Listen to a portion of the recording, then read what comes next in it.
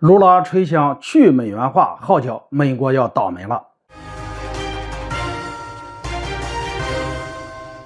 大家好，我是肖运华。多极化的哨声已经吹响，法国总统马克龙在北京发出欧洲战略自主的呼声之后，巴西总统卢拉也在上海宣布巴西回来了。作为发展中大国，在波索纳罗时期，巴西完全变成了白宫的应声虫。而现在卢拉表示自己将会带领巴西重回国际舞台，他亮相的第一站就是中国。卢拉的这句宣言并没有只停留在口头上。3月底，在他的推动下，中巴两国之间的第一笔跨境人民币结算大单已经落地。如今在上海新开发银行总部，卢拉更进一步给美国迎面一击，吹响了去美元化的号角。他表示，美元并非国际贸易的必需品，不仅是中巴之间，全世界所有国家都应该好好考虑做些不一样的事情。卢拉指的很可能是今年下半年金砖组织即将推出的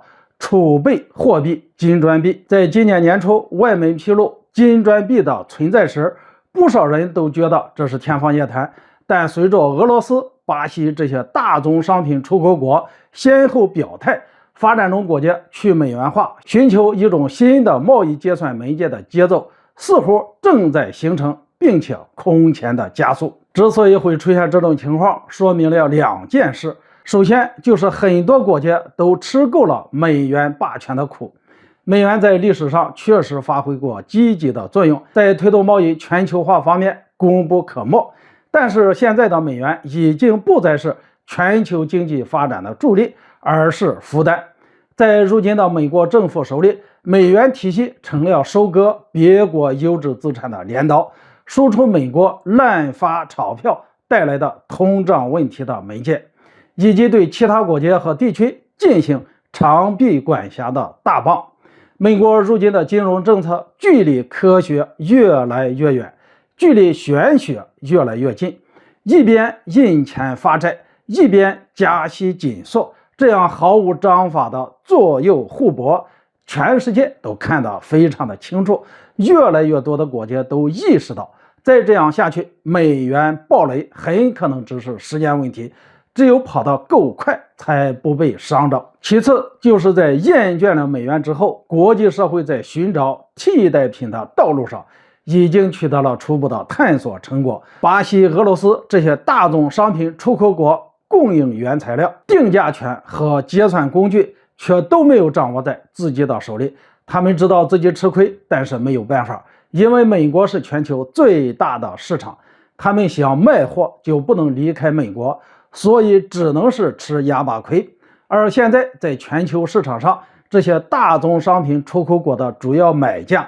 已经从美国变成了中国。中国的出现有效地改善了这些资源出口国过去单方面依赖美西方市场的情况，市场结构多元化了，这些大宗商品卖家的议价权自然也就提高了。美国如果不愿意，那就选择中国。卢拉选在上海打响反击美国的第一枪，最重要的底气就在这里。大宗商品集体造反，搞去美元化，对美国的打击将会非常沉重的，因为现在的美国正好处在最需要利用美元霸权来拯救美国的关键时刻。疫情和乌克兰危机让美联储在过去的几年中疯狂提高预算，用前所未有的速度疯狂超发货币。在这个时候，如果作为全球经济领头羊的发展中国家决定另起炉灶，不再带美元来玩了，那么这些绿钞都会被倒灌到美国市场，